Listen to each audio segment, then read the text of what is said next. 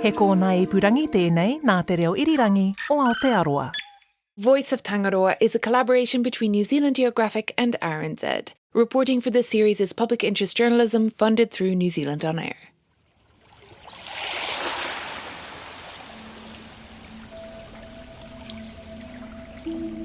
There was a time when we humans thought the oceans were boundless.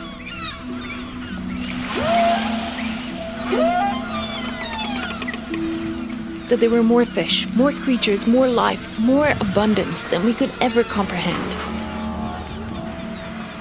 Never mind impact. But we were wrong.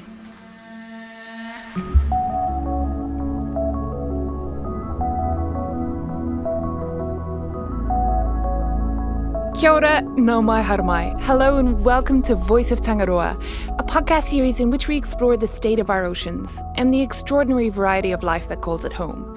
Ko Claire Concannon tēnei. Ko Kate Evans aho. I'm a freelance science journalist and I often write for New Zealand Geographic magazine. And I'm a producer and presenter of a weekly science and environment podcast, Our Changing World. And we're going to be working together to turn Kate's excellent journalism about the ocean into a podcast. Yeah, it's been fun. As I've been writing these long-form feature articles for New Zealand Geographic, I've also been bringing radio gear along with me and trying really hard not to drop it into the ocean. Yeah, we appreciate that.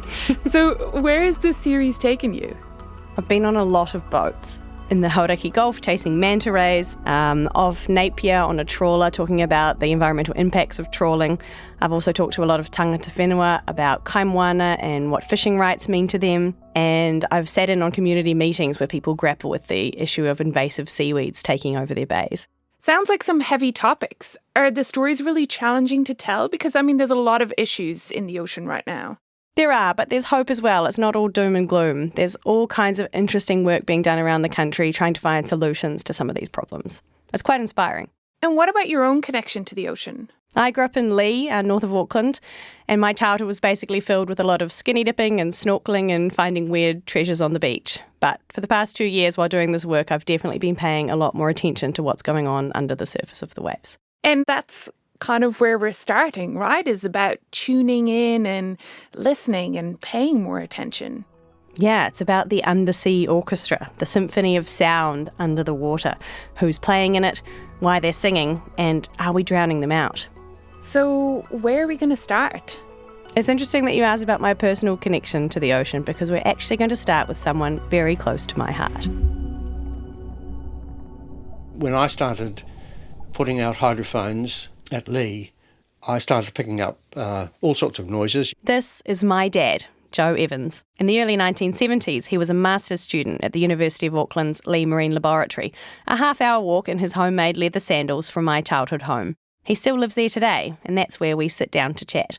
Back then, he was studying the physics of underwater sound. You could hear the propeller noise from the fishing boats going out and from large ships out in the channel between Lee and Little Barrier, Hoturu, and I picked up what became known as the dusk chorus. The Navy were the first folks to use hydrophones in New Zealand, listening for the approach of enemy submarines off Aotea, Great Barrier Island during World War II. They also detected this phenomenon every evening, just around dusk, quite a significant increase in the ambient sea noise, which was described as like frying fish in a frying pan, sort of a scratchy sound, and they didn't know what caused it. It would take the next student after my dad, Malcolm Castle, to point the finger at a spiky suspect. The theory was that the feeding parts of a sea urchin, well, it was called Aristotle's lantern. You'll sometimes find them on the beach. The mouth parts, there's a hole in the underside of the sea urchin, and 5 sharp teeth that come together in the shape of an old-fashioned lantern. Aristotle's lantern is such a great name. Would protrude through this hole and scrape algae off the rock. and that went into the gut of the animal. And en masse, made by hundreds of sea urchins feeding together. It made and the idea was that in doing that, the test, which is what you would commonly call the shell of a sea urchin, is shaped like a flattened sphere, and the action of the mouth parts could set it ringing. Sound travels faster and further underwater than through the air. This is what Dad was interested in. So his colleagues in the department built a hydrophone, basically an underwater microphone, which he attached to an underwater tower off Goat Island. We had to power them from the shore, so we had long cables up to about 600 metres, where you sent current down one pair of wires, and they ran a little amplifier or preamplifier in the hydrophone housing itself, and then the signal came back up the wire. And there were lots of problems with that because being such a long cable, it was susceptible to interference, electrical interference. Storms ripped the cables off the bottom too, but they persevered, capturing the underwater sounds on reel-to-reel tape recorders back at the lab. Of course, technology has moved on in the 50 years since. Today, it's much easier to record and analyse the music of the sea. But the mysteries of who exactly is singing those songs are still being unravelled. Every single time I open an audio file, I hear something new. Every time. And I've been, looking at this for a while now.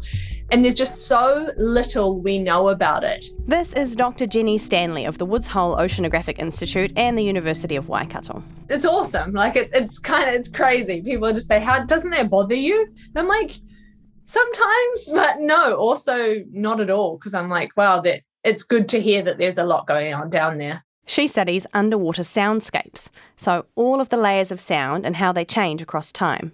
Think of being on a bushwalk and the things you might hear. You kind of categorize them in your head, like, you hear the wind and you hear the birds and you hear the river that you're walking past. It's kind of all that. It's like the biological, the abiotic, so the wind and the waves and the, river, and then the aeroplane going overhead. Her colleague in underwater sound research, Professor Craig Radford from the University of Auckland, has some sciencey terms to group them. There's geophony, natural sound, excluding animals. Rain on the surface, wind, waves, underwater earthquakes, underwater volcanoes, and then there's the biophony, so that's the sounds the animals make. So whales, classic example, dolphins, but also there's fish, and also more recently we're finding more and more crustaceans or the small animals making sound. And then there's anthrophony, all the noise that we're making. Recreational and commercial boats, large shipping vessels, trawling, dredging, and other sounds that are even more intrusive. Marine construction's a big one, pole driving. It's real impulsive and quite loud. Another activity that creates a lot of controversy is seismic surveying, so searching for oil and gas under the seabed.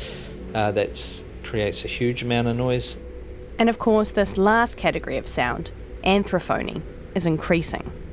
Basically, since the Industrial Revolution, the underwater soundscapes have got noisier due to man-made noise, and it's only really recently with research that's shown that animals rely on sound for lots of different things that we've starting to understand what these effects of anthrophony are having on these marine animals.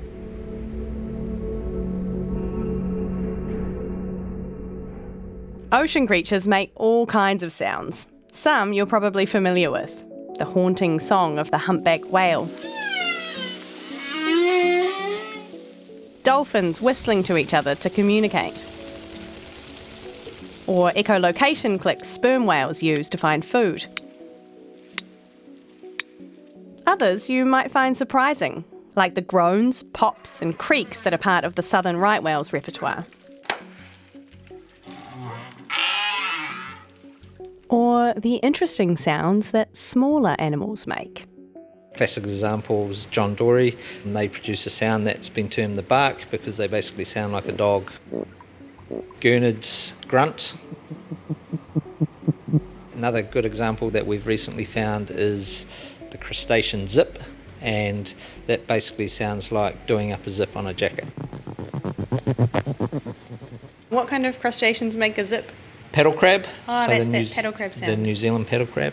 It's got some great sounds, doesn't it? So they can produce 3 different types of sounds.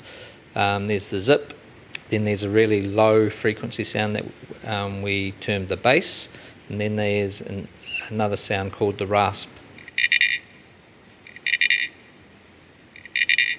Do we know how they make all the different sounds? We know that they make the rasp through their gastric teeth in the stomach. They just rub them together and it produces a rasp sound.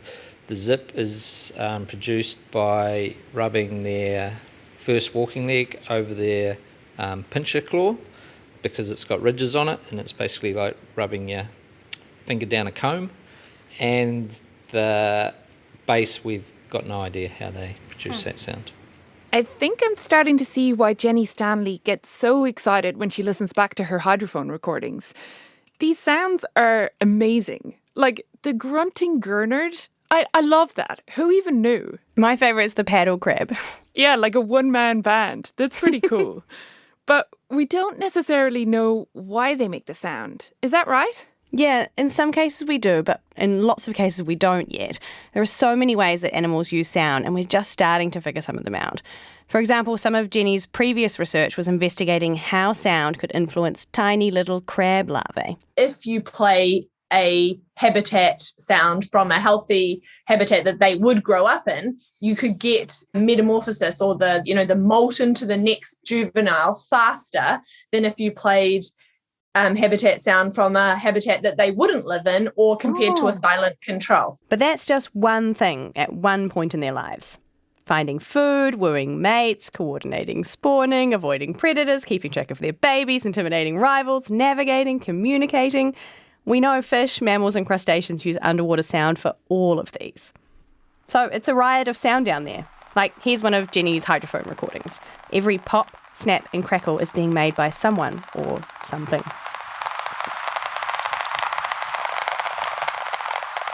But it's difficult in a vibrant undersea world like this, with a chorus happening, to match the sound with the musician. Often it's down to serendipity, says Craig. Like, we see it or we hear it underwater, we'll go catch the animal, put it in a tank, put it in a hydrophone, and we'll get them making the noise. Just through natural observation, really. The paddle crab's a good example. They were in a tank for a field course, and I was down in the tank room one day and I heard these funny sounds and just poked my head over the top, and there was a crab like doing the zip. So then we just put a hydrophone in with them, and we found out they produce all these 3 different types of sounds. So the paddle crabs and others are down there jamming out, zipping and barking and whistling. But, and I guess you're going to get to this, what happens when we drive a boat past? Or a ship? Or do some pile driving to build a marina? Are we ruining their day or their lives? Is it like a leaf blower going outside your window that stresses you out? Or is it like an airport being built by your house that just forces you to move or something? Well, yeah, they evolved in a quieter ocean without the cacophony that we're adding, so they're not used to it. There's a sliding scale to how our noise impacts them. You know, at the very far end of the scale, cause them to die, like through rupturing organs and stuff. And then the scale gets less, but the effects get more wide. Like, you can go through, animals become deaf, or they have temporary threshold shifts.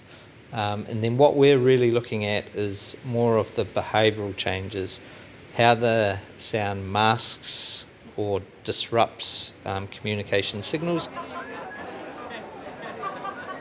So you can think of that as like the cocktail party effect, right? If you're at a loud party, in order to communicate over distance, you either have to be louder or you have to be closer together. So those are the types of effects that are probably more common and more of what the animals actually have to deal with. So ideally, you'd record in the same place with and without human activity, right? And then you would see what the difference is. How do you get everybody to stop driving boats around long enough to do this? Well, lucky timing played a part in this too. Go hard and go early or risk losing tens of thousands of lives. The Prime Minister said today that it was time to ramp up the nation's response to COVID-19 to stop its spread. Craig's PhD student at the time, Louise Wilson, and a colleague, Dr Matthew Pine, had been studying the impact of small boat noise and had hydrophones out in various places in Tikapa Moana, Te Moana Nui a Toi, the Hauraki Gulf. We've done a lot of work on shipping because it's easy to do. Large ships have to carry AIS so you can track where they go and what they're doing, what speeds they're doing. But in a place like the Hauraki Gulf where boat ownership is huge, there's potentially a greater effect of that than what the shipping activity does because of just the sheer volume and numbers of boats that are out on the water. And because we can't track them like we do with ships, we had to come up with alternate ways in which to try and figure out their contribution to the overall soundscape. And to do that, we coupled the hydrophones with land-based cameras. So whenever the hydrophone turned on to record, we could get a panoramic picture of what boats were around at the time. And we were then able to run AI on the cameras and then on the sound data and match that activity up. So when lockdown got announced, we basically went out the next day, swapped all the hydrophones over, put fresh batteries and memory in them. We are all now preparing as a nation to go into self-isolation. Staying at home is essential. The ocean basically went quiet from man-made activity, and we got a real good baseline of what the ocean actually sounds like without a lot of human input. So we got some really nice kind of, if you like, natural seascapes of what it would be like without human interference. We could hear over a wider area because there was a lot less noise in the Gulf. So we did some modelling of that data. We took a dolphin as a marine mammal example and the big eye fish as a fish example, and we were able to model and show that their hearing range, the distance that they could hear over, significantly increased compared to what it was pre-lockdown. At the Aha Aha Rocks north of Waiheke, it was estimated that the range of dolphins' calls and whistles increased from about 3 kilometres to nearly 4. Before lockdown in the Rangitoto Channel, big eye fish would have to be within just a few metres to hear each other's strange popping noises. Without the noise pollution of boats, their acoustic range soared to nearly 155 metres. In the end, Louise's research did show that the small boats are having an impact, shorter term than the larger container ships because they move faster, but there are also way more of them, creating a near constant hum of boat noise every day at all sites that she studied. How might we need to change our own behaviours now that we know this? Well, that's the $1 million question, right? Are you going to stop Auckland people, especially New Zealand, where we have such a strong affinity to the ocean, not driving boats on it? I can never advocate for that because to do our research we need to drive boats, but there's other ways in which we can do that, and marine reserves is a good example. Marine reserves are typically being established to protect animals from fishing pressure, but we can also use them to protect them from sound. It's a lot harder because one of the main draw cards with marine reserves is people are encouraged to drive their boats in them and to go diving, but maybe we put some restrictions around the speeds boats are allowed to go in there, or have zones in there where boats aren't allowed to go. Just being a bit more creative with the way we think about marine protection. Jenni Stanley agrees. Internationally now, underwater noise is considered a marine pollutant, right? But in New Zealand, we are kind of missing that key piece in the protection puzzle. Without just producing a knee-jerk reaction fix, we do need to better understand our influence on the soundscape. But like Craig said, it's just working together. It's not eliminating activities. It's working together with the science and the industry and recreation. Things like reducing speed limits in an area, especially in marine reserves and sensitive areas. We know there's spawning fish here. We know there's marine mammals raising young. We need to slow down here. We can reduce that output. If there's some sensitive areas around shipping lanes, these can be rerouted. It's been done in Stanley Bank National Marine Sanctuary, where we knew there were right whales and humpbacks feeding. They actually rerouted the vessel lanes outside of there. So Stanley Bank National Marine Sanctuary is off the coast of Boston City. Through Woods Hole Oceanographic Institute, Jenni's been involved in a project recording at marine sanctuaries across the US to better understand the soundscapes there. But she's also been working on this at a few sites around New Zealand, the first step towards understanding our influence on the soundscapes here. One of her sites is the Mōtiti Marine Protection Area. This isn't a dock marine reserve. It's been established by the Bay of Plenty Regional Council. It's on 3 submerged reefs around Mōtiti Island, which sits 11 kilometres off Papamoa Beach, near Tauranga. And obviously those areas are hugely influenced by the port. And this, Tauranga Port is now, I think, number 1 in terms of input and, kind of traffic into New Zealand. I think it's rivaling Auckland at this point. And some of my sites are just low frequency, constant shipping traffic noise. So basically the container ships coming into port, the container ships holding out there, waiting for their berth to be ready, waiting for their labour to be ready. And if they're in port, they're spending more money. So they just kind of wait out there, just coming and going, low frequency, chronic noise. And it will be really interesting to look at how that is spreading through the marine reserve and looking at over kind of a temporal pattern and seeing, is it all year round? What animals is it influencing? How loud is it? And how could that be masking communication or affecting reproduction or causing stress in the animals living in these areas? I wonder though, Kate, what can we do about that noise pollution from the port? I mean, shipping is massive for an island nation like Aotearoa, New Zealand. It's not like we can just stop container ships. There actually are some potential solutions. Some were suggested in a 2021 Science Journal article that Craig contributed to. For example, propellers are responsible for about 85% of shipping noise. If we redesign those to avoid cavitation, which is the formation of small bubbles in the water that's really noisy, that would improve fuel efficiency while also dramatically reducing shipping noise. So we're transitioning to electric motors. So are we doing these things? Both solutions are pretty expensive, and there are no national regulations or international agreements encouraging shipbuilding companies to transition so far. And it's early days. Jenni's just at the start of this monitoring, and there are a few things she wants to puzzle out. Which animals are living there, and are they sensitive to underwater sound? Do they use sound? So 1, can they hear? What can they hear? 2, do they make sound? Do they use sound? Do they listen to sound? And then you can grossly, not every single species we understand their hearing and sound production capabilities, but we can grossly lump them in with kind of certain invertebrates, crustaceans, fishes, marine mammals.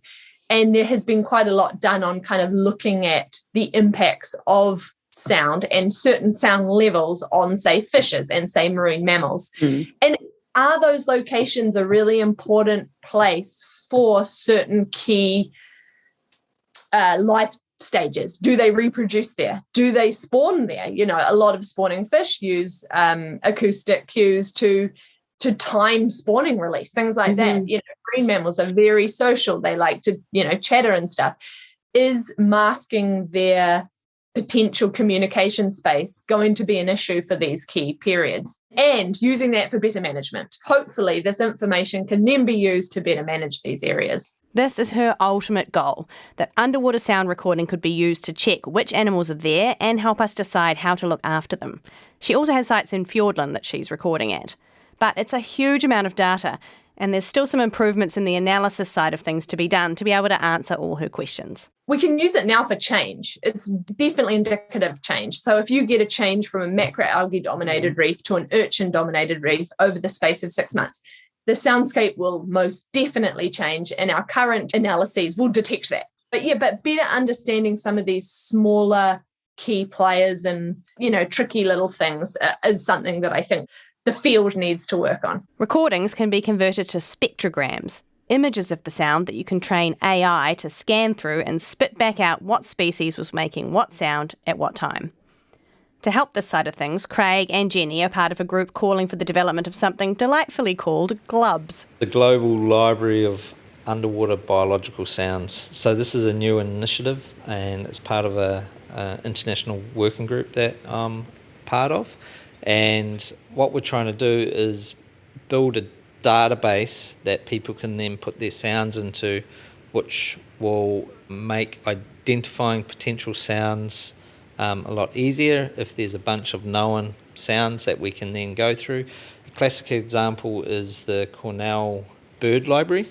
It's an amazing database of birdsong, and if there's a centralised location that people can go to and type in a species name, and all of a sudden you've got a bunch of sounds that come up for these animals, not only does it allow you to identify potential unknown signals in your own data, but it also aids in being able to develop these AI techniques, because the more known sounds that you have, the better your training of your system is going to be, the more accurate it's going to be at pulling out the sounds in your data. Gloves is such a perfect name.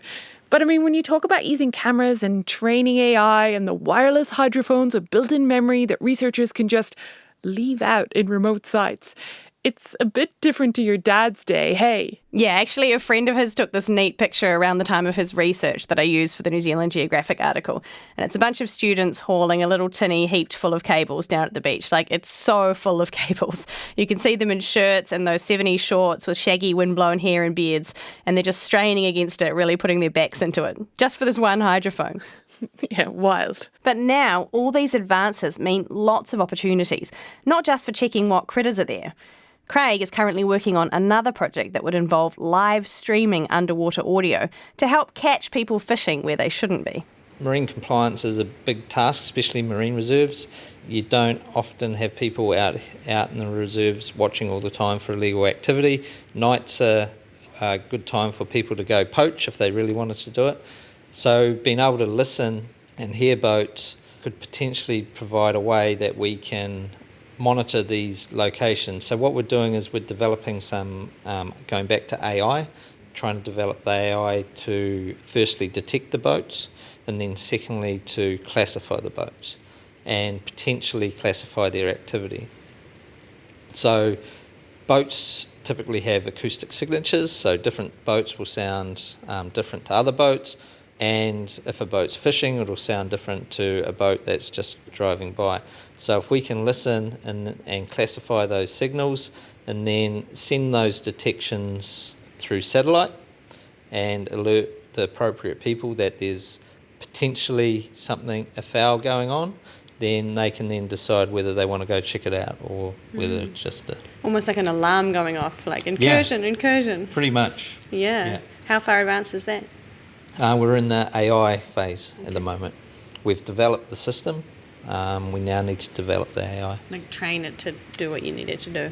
Yeah, so we can detect boats. We have a pretty good detection accuracy. It's the classification of the different boats. So we need to go out and record a bunch of different boats doing different things, so the classifier can then learn what different things sound like.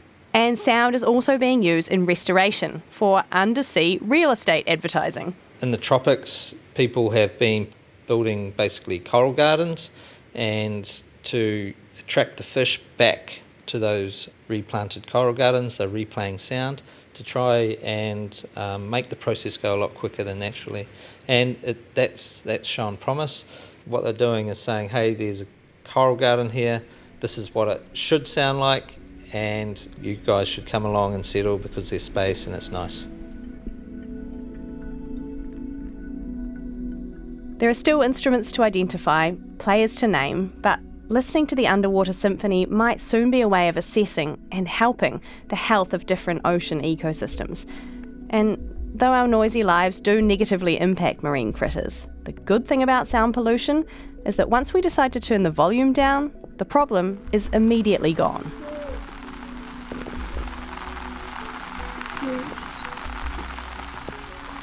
When humans went quiet during the lockdowns, nature was in full voice.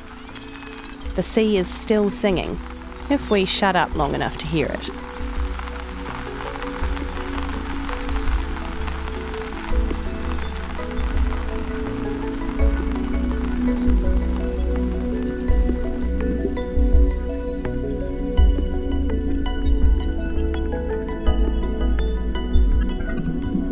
That was science journalist Kate Evans, who researched and reported this story for New Zealand Geographic.